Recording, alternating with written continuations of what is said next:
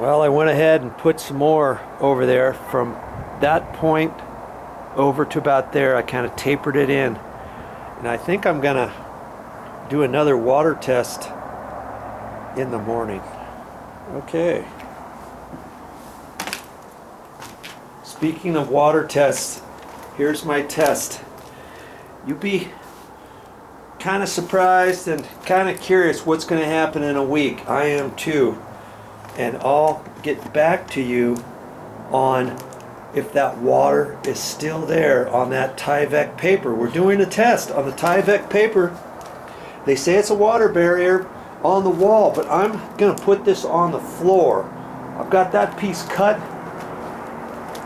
It's going to go over this after that dries over there, and then I'm going to put that down as a water barrier, not waterproof, and a floor, breathable floor area for down next to the floor, because that breathes, and I'm very surprised. How can this breathe and still hold water? I don't know, but I'm curious. I'm going to leave that on there for a week, because if my patch over there or my fill over there is just going to hold water a little bit, then when I put the Tyvek paper down, the water will be on top of the Tyvek paper over there for maybe a couple days or no more than a week before it dries up. And I'm hoping to get less than 1/8 of an inch. Remember before we did a water test, and in this area right here it was just a hair low, and so I've tried to build it up with this same flooring material, and we're gonna see how well that worked in the morning. Thanks for watching, and I'll see you next time. Well, it's the next day. Everything's nice and dry on here, and I'm going to do another water test. Yes, one more water test, and I think I'm going to call it good. We'll see what happens here. Got about 2 gallons of water here. I'm just going to pour out.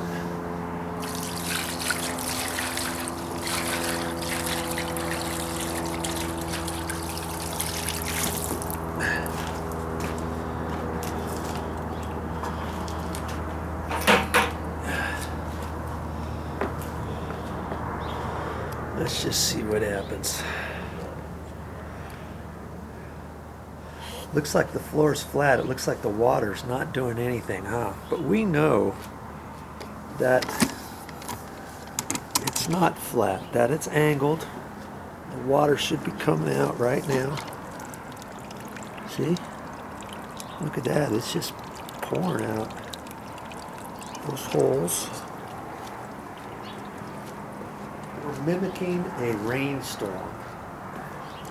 I want to see how well this is going to drain, specifically right in there. I should have probably just poured it there, but that's all right. This makes it for a good little test.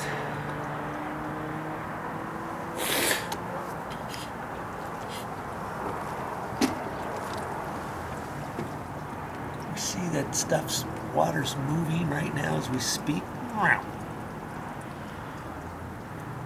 See that? The water is moving.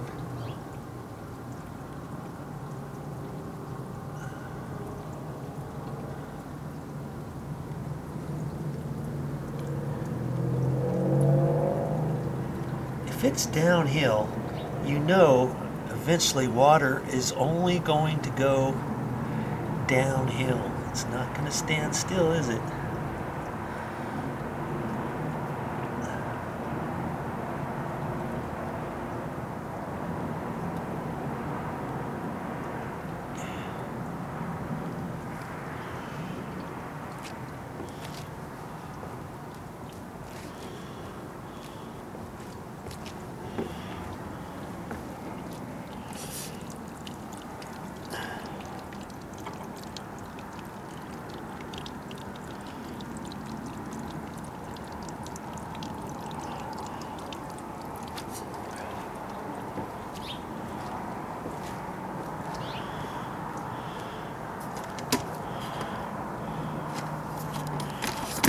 go a little faster.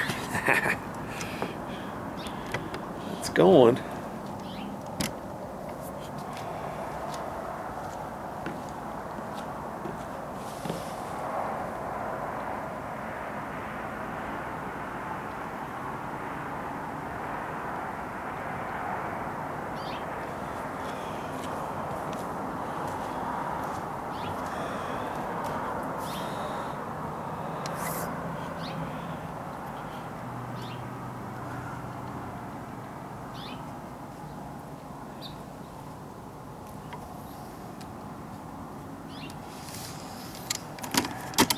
Draining kind of slow. Jeez. I thought it would go faster than this, huh?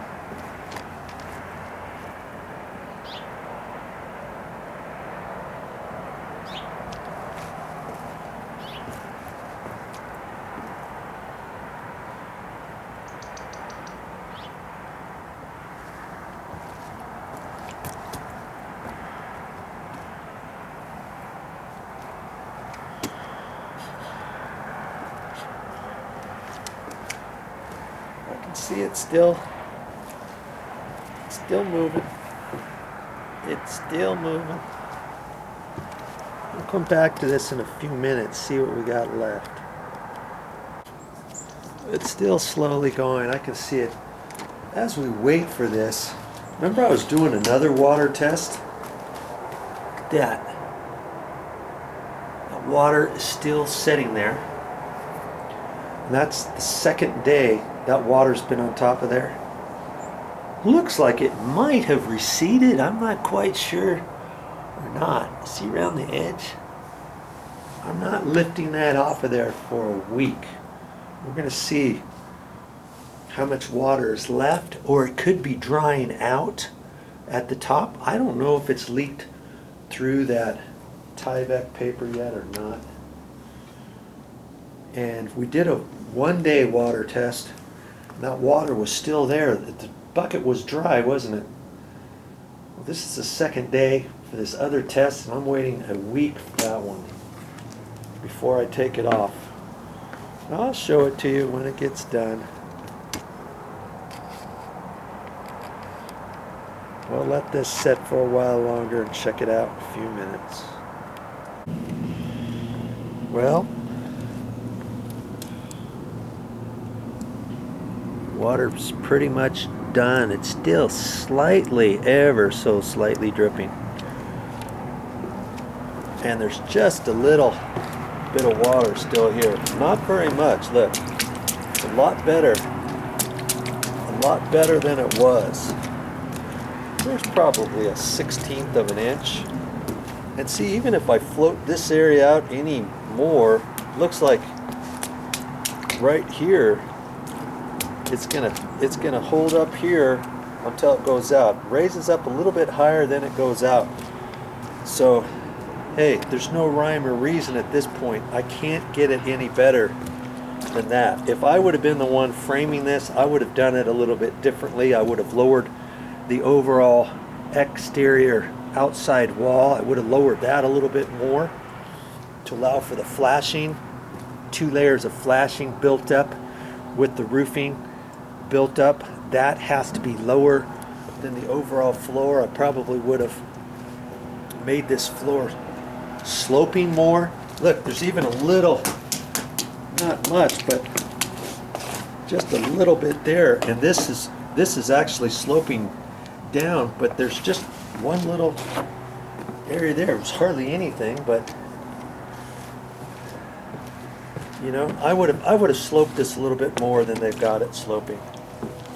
But that's actually pretty darn good for this floor.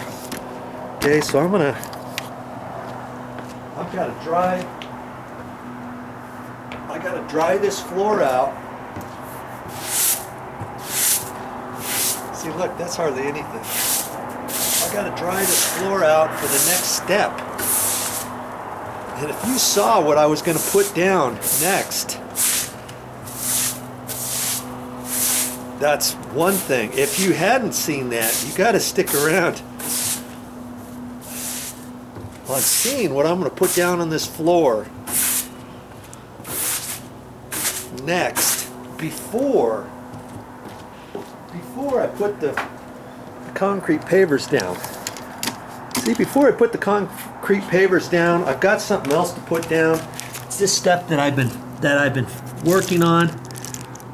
This is a little membrane and some little plastic cups that hold the concrete pavers up about a ½ inch off the floor. And that allows you to then put sand in between the joints, wherever you've got a joint that's a little bit big. Like see over here, they had sand in there before, and you can kind of see where the cracks are. That's because nobody's put any sand in here probably for the last 15 years. And I could put a little bit more sand in there. And this material here keeps the sand from coming down onto the actual floor membrane before it runs down here and goes out those holes. Okay, but before I put that down, I'm going to put something else down. And I'll be doing that after this floor dries up. You've got to see this. And I've already explained once about it, and I think it's really going to help. Okay, I've wiped all that up as best I could with my towel. I got the towel hanging out there. This is going to be dry after a while, but while I'm waiting, what am I going to do? I want to keep working, so I'm going to install this. This is called a lighted switch, where half of this switch is lit. So when I go into the dark room, I'll be able to see where the switch is, because the switch isn't exactly right to the edge of the door. And it's in my staging room. Look at this. This is where I've got all my tools and my materials and stuff for that entire project. This is where the heaters are, and the water heater is back in there. I'm going to have to clean all this stuff up, because you're not supposed to have anything in here in case you get a flame or something happens, and because there's gas in here. This is a gas water heater over there, and then this is a gas furnace right there, and here's another gas furnace right here. And so lots of times I'll come in here and it's dark in here, and I gotta fish around for the light switch all the time. I don't like doing that, so I'm gonna take the standard switch out, and I'm gonna put this lighted switch. This is a 15 amp switch. Okay, it's a single pole switch, meaning this paddle switch is only, when I turn it on, it's only for these lights. It only goes up to here. It's not, these lights aren't controlled by anything else other than this one switch. That's what you call a single pole switch.